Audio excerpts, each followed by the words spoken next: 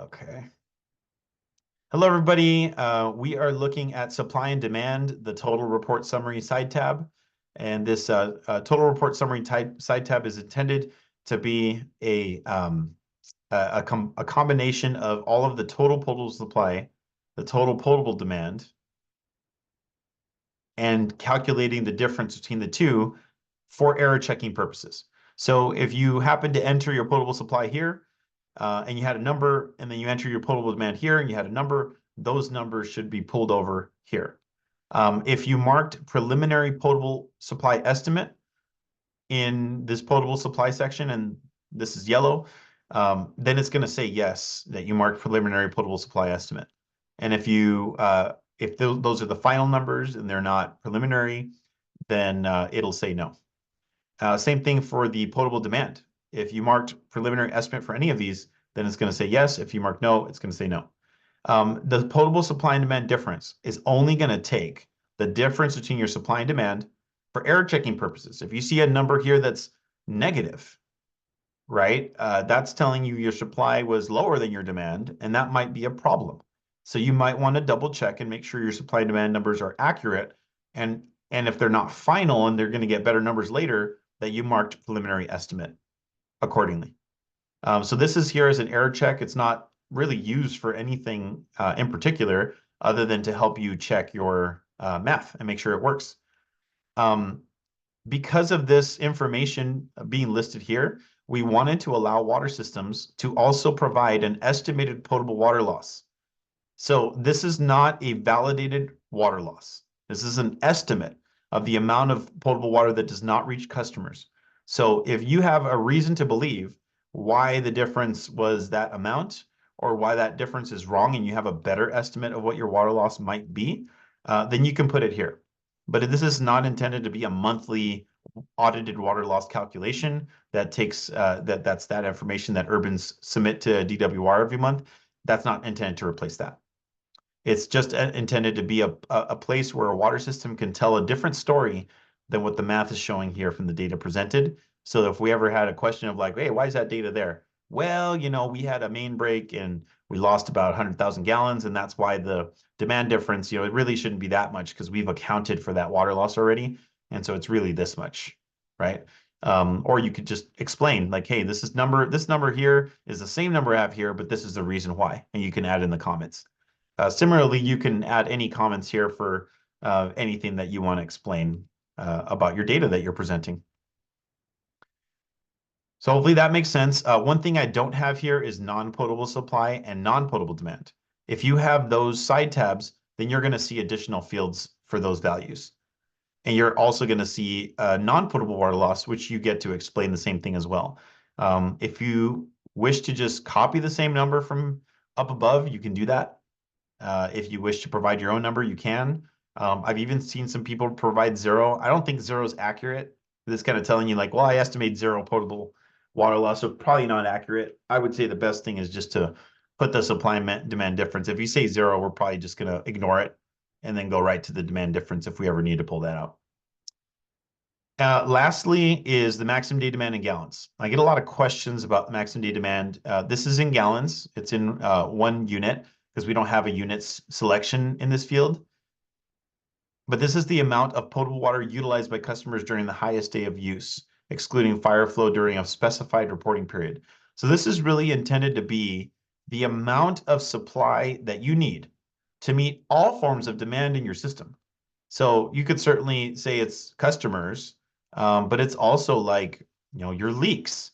It's also your ag usage that's unmetered. It's also your median irrigation that's unmetered. So it's all of your demand that is being, it's all your consecutive connections, right? So it's based off of, even though I know it's a misnomer in the regulations. It says maximum day demand, but it is based on total potable supply. So you grab this total potable supply number here, and if you don't have daily measurements of your source production, then you're going to need to get your total potable supply. And I'm going to put the math here. So let's say you have, 100 gallons that were used, for the month. Then it's 100 gallons divided by, let's say this is March, divided by 31 days. So that's how many gallons per day. But to get the maximum, we're going to multiply by 1.5 peaking factor.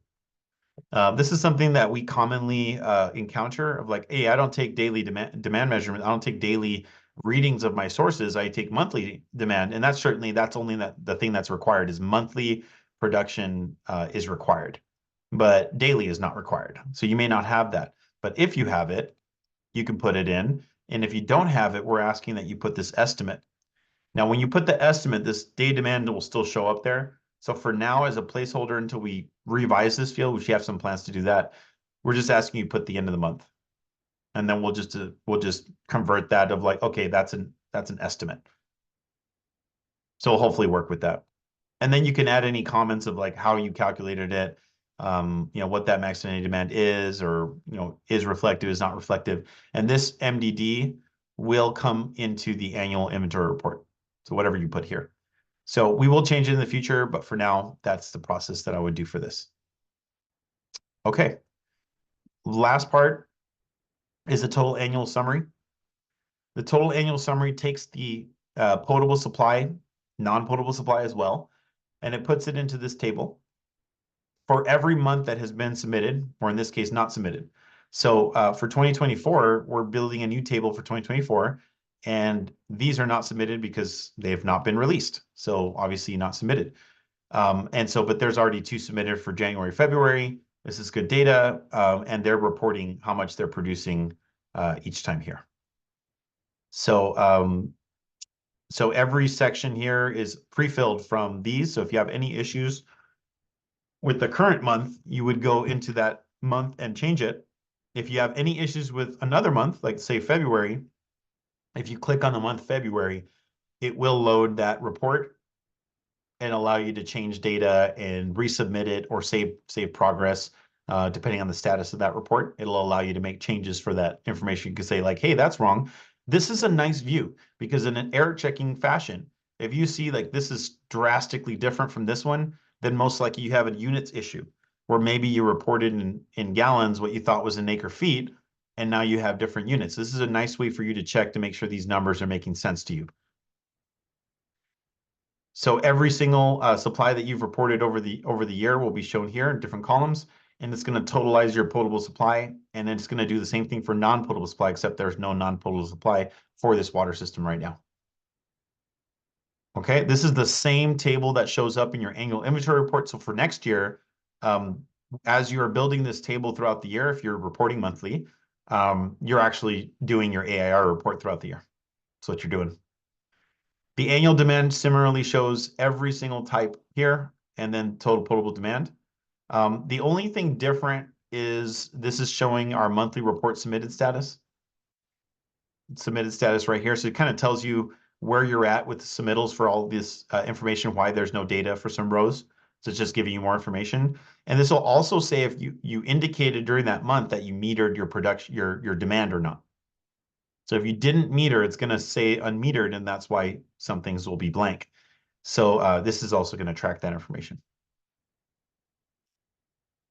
And I'm going to stop the recording.